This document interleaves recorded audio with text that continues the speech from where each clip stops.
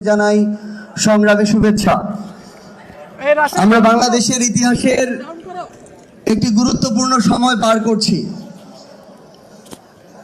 আপনাদের স্লোগানে রয়েছে শিক্ষা, ঐক্য, মুক্তি। আমাদের এই মুক্তিটা খুব বেশি জরুরি হয়ে দাঁড়িয়েছে। আমরা ভেবেছিলাম 24-এর অভ্যুত্থানের পরে আমাদের মুক্তি হবে, কিন্তু আওয়ামী লীগের পতনের পরেও বিএনপি যেভাবে নিজেদের দায়িত্বে বাংলাদেশে আওয়ামী লীগের পুনর্বাসন শুরু করেছে, আমাদের মুক্তি হতে আরেকটু সময় লাগবে। কিন্তু আমরা নিশ্চিন্তে বলতে পারি, নির্দ্বিধায় বলতে পারি, আপনারা যদি আপনাদের জায়গা থেকে বাংলাদেশের প্রত্যেকটা ইউনিয়ন এবং ওয়ার্ডে ছাত্র শক্তির এক একটি দুর্গ এবং ফোর্স গড়ে তুলতে পারেন, তাহলে আমাদের সেই মুক্তি পেতে বেশি দিন সময় লাগবে না।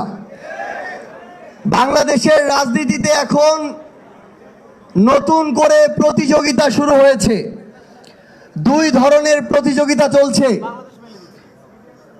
একটা প্রতিযোগিতা হচ্ছে বর্তমান ক্ষমতাসীন দল বিএনপি তাদের কাজে কর্মে আওয়ামী লীগকে ছাড়িয়ে যাওয়ার প্রতিযোগিতা শুরু করেছে। আরেকটা প্রতিযোগিতা হচ্ছে তারা তাদের জায়গা থেকে নতুন করে রাজনীতি না করে অভিনয় করার প্রতিযোগিতা শুরু করেছে। একদিকে তারা আওয়ামী মাফিয়া আইভির মতো মানুষদেরকে নেগোসিয়েশনের ভিত্তিতে জামিন দিচ্ছে, বদির মতো মাদক মাফিয়াদেরকে জামিন দিচ্ছে। আরেকদিকে তারা লোক দেখানো সচিবালয় থেকে ওসমানী মিলনায়তন পর্যন্ত হেঁটে হেঁটে যাচ্ছে। আমাদের পুরো বাংলাদেশের মিডিয়া যখন হেঁটে যাওয়ার দিকে নজর দিচ্ছে, তখন বাংলাদেশের প্রত্যেকটা জেলায় আওয়ামী লীগের অফিস খোলা হচ্ছে। একদিকে তারা ব্যবসায়ীদেরকে বাংলাদেশ ব্যাংকের গভর্নর বানাচ্ছে, তাদের বিএনপির মন্ত্রীদের যে ব্যাংক, সেই ব্যাংকগুলোতে হাজার কোটি টাকা লুটপাটের পায়তারা শুরু করেছে। আবার আরেকদিকে তারা বড় বড় প্রোগ্রামে সুন্দর চেয়ার সরিয়ে সাধারণ চেয়ারে বসার অভিনয় করছে। একদিকে তারা তাদের জায়গা থেকে বাংলাদেশের এই মানুষদের সামনে পিলখানা হত্যাকাণ্ডে আমার যেই অফিসার ভাইদেরকে আওয়ামী লীগের নীল নকশায় হত্যা করা হয়েছে, সেই অফিসার ভাইদের ওই কবরে গিয়ে আওয়ামী লীগের রাষ্ট্রপতিদেরকে নিয়ে তারা শ্রদ্ধাঞ্জলি জানাচ্ছে। আরেকদিকে তারা তাদের জায়গা থেকে নতুন করে সিগন্যালে দাঁড়িয়ে যাওয়ার অভিনয় শুরু করেছে। আমরা আমাদের জায়গা থেকে নতুন একটা বাংলাদেশে বিএনপির থেকে যেই ধরনের অভিনয়ের প্রতিযোগিতা দেখা শুরু করেছি, তারা যদি তাদের জায়গা থেকে সেই ধরনের বাংলাদেশ পন্থার কাজটুকু শুরু করত, তাহলে আমরা তাদেরকে নিয়ে আশ্বস্ত হতাম। কিন্তু আমরা তাদেরকে স্পষ্ট করে বলে দিতে চাই, তারা যদি তাদের জায়গা থেকে এই বাংলাদেশে নতুন করে আওয়ামী লীগ পুনর্বাসনের দায়িত্ব নেয়, তারা যদি নতুন করে সমঝোতার ভিত্তিতে চাঁদাবাজি সিন্ডিকেট চালানোর দায়িত্ব নেয়, তারা যদি তাদের জায়গা থেকে মিডিয়ায় আবার নতুন করে প্রত্যেকটা হাউসের দখল নিয়ে মিডিয়া সন্ত্রাস করার দায়িত্ব নেয়, এই বাংলাদেশে এই প্রজন্ম যারা 24-এ নেতৃত্ব দিয়েছে, তারা তাদের কবল থেকে এই বাংলাদেশকে মুক্ত করবে ইনশাআল্লাহ। আমরা স্পষ্ট করে ছাত্র শক্তিকে একটা কথা বলতে চাই। ছাত্র শক্তি বলি, যুব শক্তি বলি, শ্রমিক শক্তি বলি, নারী শক্তি বলি, এই বাংলাদেশে আমাদের মুক্তির লড়াইটা শেষ পর্যন্ত দেখে ছাড়তে হবে।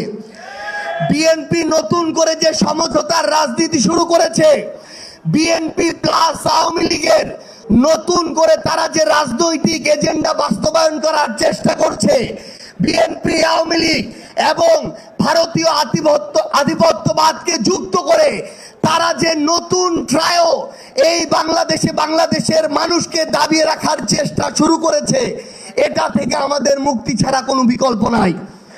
আমরা আপনাদেরকে শুধু এইটুকু বলি, আমরা যদি এই মুক্তির লড়াইটা শেষ করতে পারি তাহলে এই বাংলাদেশে ওসমান হাদি হত্যার বিচার হবে। আর আমরা যদি শেষ না করতে পারি তাহলে আমাকে আপনাকে এই বাংলাদেশে অসংখ্য হাদিকে জীবন দিতে হবে।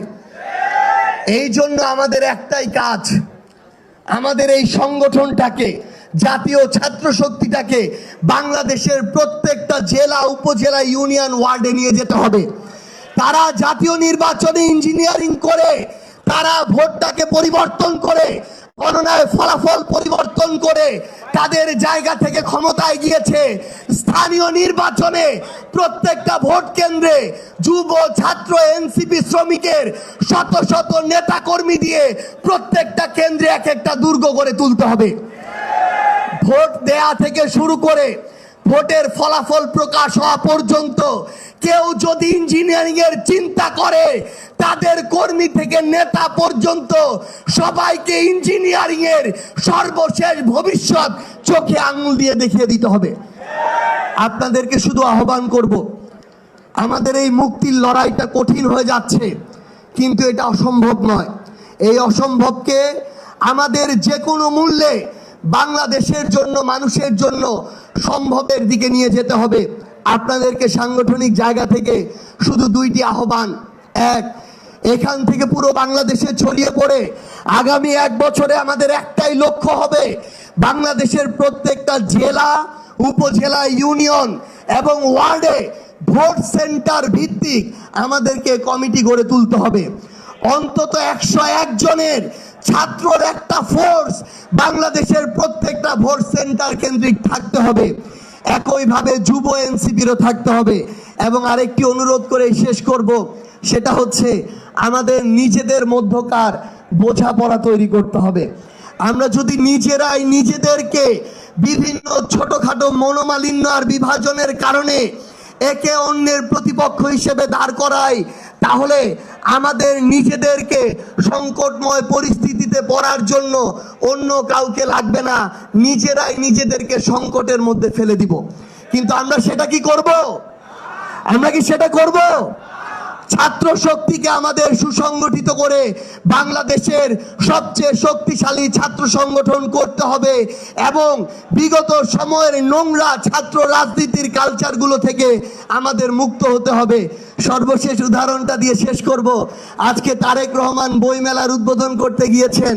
আমাদের ছাত্র দলের সভাপতি, দুঃসময়ের সহযোদ্ধা, তাদের ভাষ্যমতে আমাদের অভ্যুত্থানের একটা সেক্টরের তিনি কমান্ডার ছিলেন, আমাদের রাকিব ভাইকে দেখলাম আওয়ামী কালচারের মতো সে সময় ছাত্র রাজনীতি যেভাবে হয়েছিল, তিনি তারেক রহমানের গাড়ির পিছনে পিছনে দৌড়াচ্ছেন। এটা আমাদেরকে কষ্ট দেয়। তার নেতৃত্বে বাংলাদেশের লক্ষ লক্ষ ছাত্ররা রয়েছে, তিনি যদি নেতার পিছনে এইভাবে দৌড়ান, এই কালচার তো আমরা আওয়ামী লীগের সময় এইভাবে দৌড়াতে দেখি নাই। তো আপনাদেরকে অনুরোধ করব, আপনারা ছাত্র রাজনীতির যে সংস্কৃতি, এই সংস্কৃতিতে বাংলাদেশের নতুন একটা স্ট্যান্ডার্ড তৈরি করবেন, যেটা দেখে আগামীর বাংলাদেশে ছাত্র রাজনীতির ভবিষ্যৎ তৈরি হবে। আপনাদের সবাইকে অসংখ্য ধন্যবাদ। আমাদের যে ছাত্র শক্তি, এই ছাত্র শক্তি বাংলাদেশের প্রত্যেকটা প্রান্তে ছড়িয়ে পড়ুক। ছাত্র শক্তি জিন্দাবাদ, জাতীয় নাগরিক পার্টি এনসিপি জিন্দাবাদ, ইনকিলাব জিন্দাবাদ।